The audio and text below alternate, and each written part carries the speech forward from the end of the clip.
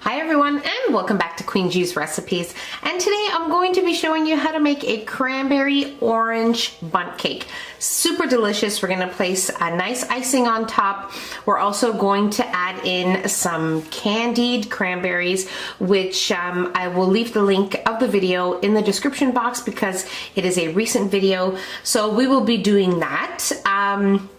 Now the ingredients we'll be needing here are, first of all, the cranberries. So what I have here is some fresh cranberries. I have 2 cups of fresh cranberries. You may use frozen as well. That'll be totally fine. Now I will show you the process of the cranberries before we actually place them into the batter. So that's that. Here we have just plain sugar, 1 3/4 cups of regular granulated sugar. Here I have 1/3 cup of plain yogurt, just plain regular unsweetened yogurt. You can substitute it with sour cream, or you can also substitute it with some applesauce. That is totally up to you. Here I have 1 1/4 cups of brown sugar. We have the juice here of 2 oranges, so about 1/2 cup of orange juice, 1/2 cup of softened butter at room temperature, 3 whole eggs, and here we have 1 3/4 cups of flour plus 2 teaspoons of baking powder. Now I am using the fast acting baking powder. If you're using just the regular baking powder, which is totally fine, add an extra teaspoon into that. I have also added in here 1/4 teaspoon of salt. So that's that. Now what I have here in a saucepan is a little slurry. So what I have done is I added in 2 tablespoons of cornstarch and 3 tablespoons of water. Now into this we are going to be adding in our cranberries. So I rinsed my cranberries with some water. Okay, we're going to be adding in our brown sugar. All right, and we're going to be adding in our orange juice. Okay, I freshly squeezed mine, but if you don't have any oranges on hand and you want to use just the regular juice, that is totally fine. I'm going to grab a spatula and we're just going to mix this together. Okay. Now before adding in all the ingredients, when making your slurry, you want to make sure that it has already become a slurry. So just mix the cornstarch and the water until it becomes liquefied.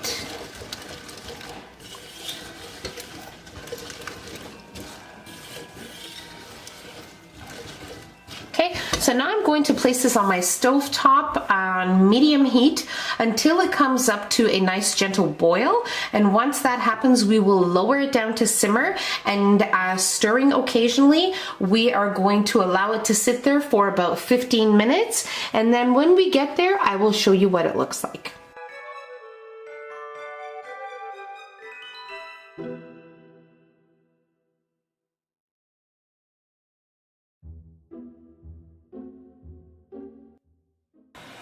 Okay, so now our mixture has come up to a nice gentle boil. So I'm going to lower the heat and we are going to allow it to simmer probably for another 10 minutes or so. You will notice your cranberries will start to crack, which is totally fine.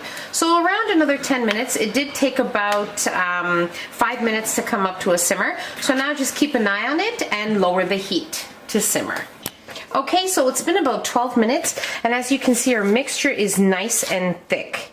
So our cranberries have already bursted open, and it looks just amazing. So what we're going to do with this is we're going to set it aside and allow it to cool, and we're going to work on our batter.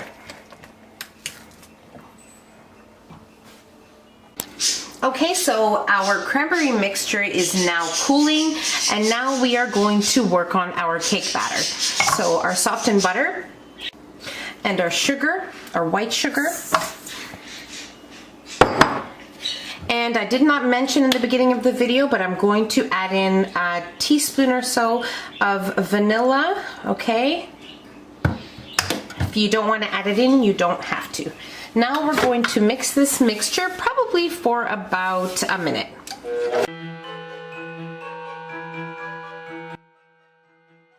Okay, so our mixture looks great, and now we're going to add in our yogurt.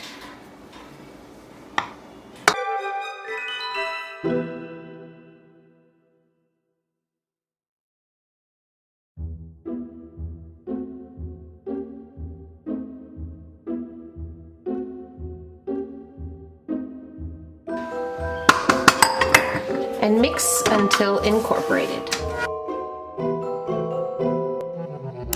Now we'll add in our eggs and mix for another minute or so. Okay, so our mixture is looking great, and make sure you scrape down the sides of your bowl when necessary. And now I am going to add in my dry ingredients, but I'm going to sift them in.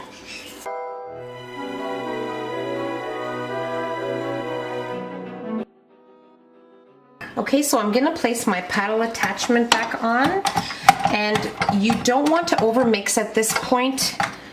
You just want to incorporate it, the flour with the batter. So we are going to mix just until you notice that it has become a nice creamy batter and you no longer see flour, and just remember to scrape down the sides of your bowl when necessary.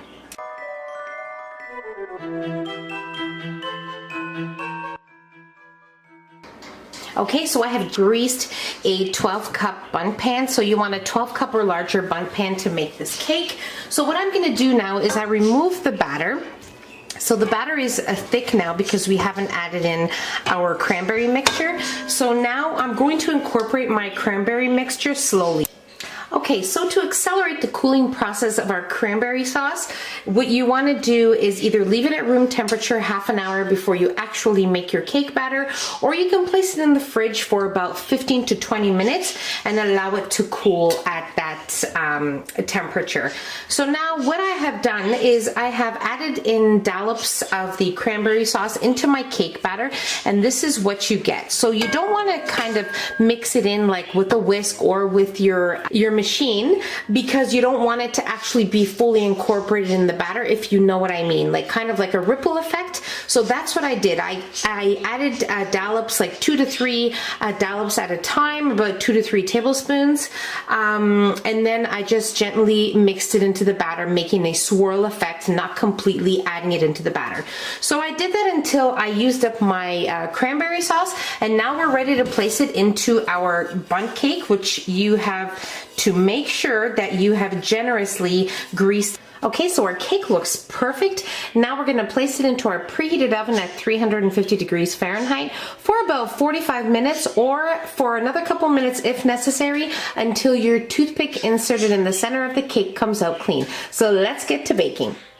Okay, so my cake baked in the oven at 350 degrees Fahrenheit for exactly 55 minutes. I checked it after 45 minutes and the toothpick still wasn't clean, so I left it in for another 10 minutes and it was perfect. So now I'm going to allow this to sit at room temperature for about 7 to 10 minutes. Then I'm going to gently run a butter knife around the edges, make sure everything is nicely loose from the pan, and we'll invert it onto a platter, and I'll tell you what the next step is.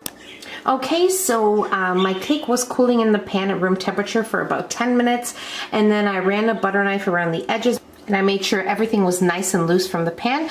So now I inverted it onto a platter, and I can't stress enough how important it is to make sure that your pan is very well greased with whatever you're using, just as long as it's very well greased. Super, super important. Now I'm going to allow my cake to cool for about 45 minutes to an hour, and we're gonna work on our glaze. Okay, so our cake has been cooling for almost an hour, and now it's time to work on our icing. So what I have in a bowl here is 1 1/4 cups of icing sugar, also known as powdered sugar. And I have about 7 or 8 tablespoons of table cream here. You can use light cream, heavy cream, milk, whatever you have on hand will be fine. And we're gonna use maybe about 1/4 to 1/2 teaspoon of vanilla extract. So now it is gonna depend how thick you want your icing, but I'll show you how I make mine. So it's gonna be about 5 or 6 tablespoons. So that's 2, 3, 4, 5.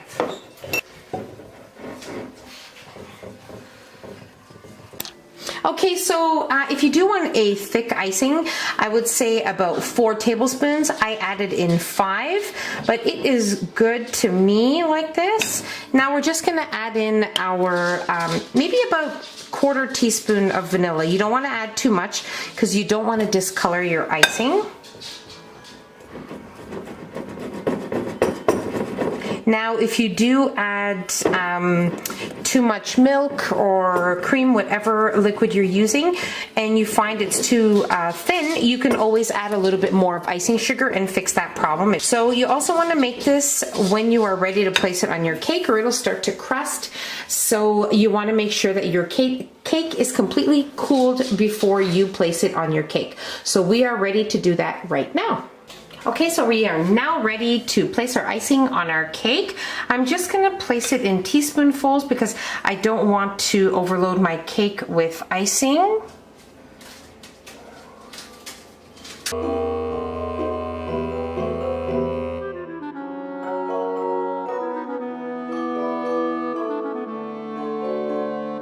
Okay, so our cake is fully decorated.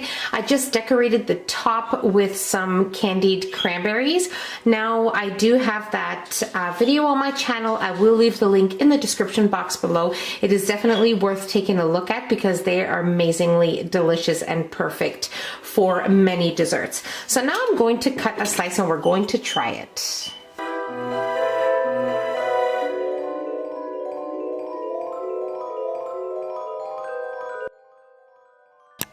Okay, so now it's time to try it.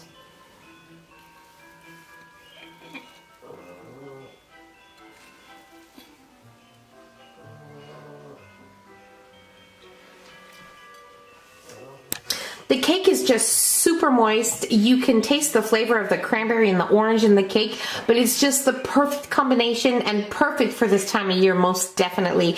So that's about it. So simple to make. It does require a few steps, but most definitely very simple ones. And I really hope you guys enjoyed this video. So don't forget to give us a nice big thumbs up. Don't forget to subscribe if you haven't already. And don't forget to hit that notification bell so you will be notified every time I upload a new and delicious recipe. Share the video with your family and friends and enjoy this wonderful season. Take care. I'll see you in my next video. Bye everyone.